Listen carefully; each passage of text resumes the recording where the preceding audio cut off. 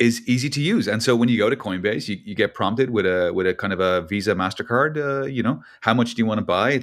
You type it into the box, you hit go, and it's easy. It's like taking money out of an ATM. And so Right. again, just testifies to the fact that the best user experience wins. And I think it's absolutely crucial. And I know, by the way, just to answer people, this is one of the things that people ask a lot on Twitter. Mm-hmm. When Coinbase, why doesn't Coinbase promote Algorand? Why doesn't Coinbase support usdc-a? The variant of USDC that's on Algorand. Mm-hmm. It's not for want of trying. They are aware we want this.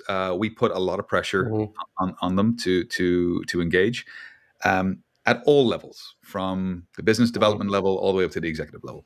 The thing about it is that they have their own roadmap and they have their own plan. And there is some friction there for them to implement USDC-a because they have to deal with the opt-in. And so for whatever reason, they've chosen at this point not to integrate it, but it's something that we're focused on. And of course, just like I mentioned previously, we want this thing to be available to everyone. But yeah, it's not for want of trying. I get that. Yeah, it's kind of curious because didn't I just see like a post that they have a bunch of other chains, USDC versions that they support? Yeah, but I guess in most of those instances, there's no opt-in, and it's easy to retrospectively upgrade users' accounts to be able to accept that. Think of it this way. Binance supports, I believe, USDC-a. Okay, so you can send your USDC on Algorand to Binance, and then you can sell that for other currencies.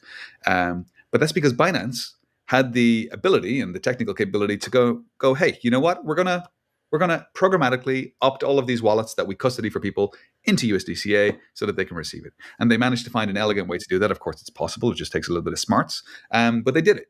And so I guess we're going to be waiting for Coinbase to figure out the same thing. We're happy to work with them and do it for them. But at the moment, they are not showing the same interest that we are. Well, it's good. It's good to at least understand the reasons, because I just saw that today where all these other coins all these other USDC versions were listed on there, and I thought, well, that's or supported, I should say. And I thought, well, that seems bizarre, but at least it makes some sense that there's some friction there. But yeah, it would be nice if they would come around on that for sure. Yeah, with the opt-ins, by the way, I don't like the opt-in thing. A lot of folks do like it. There's benefit to it for sure. Bruno likes it. I don't like it though. I get it. I get it, the anti-spam thing, and I can see why it's useful. But for me, it's another thing you got to understand, And I think we should be removing things like that, removing the friction. But there's lots of different angles on it, For sure. By the way, I'm going to take a little break just to acknowledge that this is a record live stream audience for the Frugal BC channel. We got like 55 people watching right now. That's pretty incredible. And if you guys haven't hit the like button or subscribe button yet, I'd appreciate it if you do so. Remember, you don't have to smash it. You can just press it gently. It works just fine. I think people get a kick out of that. I get a kick out of saying that myself. Yeah.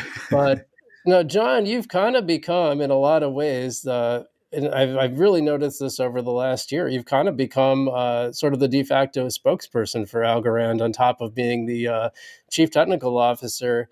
Now, I saw something that suggested that maybe that Jessica Chen had something to do with that was one of her things behind the